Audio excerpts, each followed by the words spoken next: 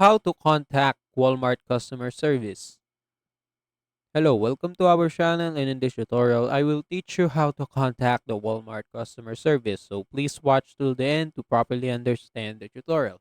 And if you guys are wondering, you can check out the Walmart website using the link down there in the video description below. So without further ado, let's get started. So as you can see right here on my Google, I just need to search for Walmart customer support. And right here, I can just click this website right here, the helpwalmart.com, and it will show me this page. And as you can see, I can search for my question right here without contacting personally the chat support or customer service. So all of the common questions are already listed right here. So for example, cancellation, etc., etc., you can search whatever you want, and the Walmart will give you a bunch of articles that shows how to solve your question and problems. And right here, if I scroll down, I can see this one, chat with us, and if I click that, this page will appear. As you can see, I need to input my email address, or I need to log in, but since I don't have an account, I can't do it. But if you have an account, you just need to input your email address right here.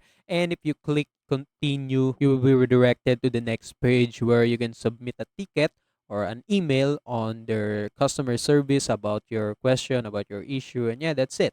And if I go back, as you can see, if you want to contact really person to person, you can contact the Walmart chat support using this number. As you can see, you can copy this number and contact them with your phones or with your landline. And yeah, that's it. So that's how you can contact the Walmart chat support or customer service. And also, that's it for today's tutorial. If you want more, please like this video, subscribe to our channel, and see you in the next one.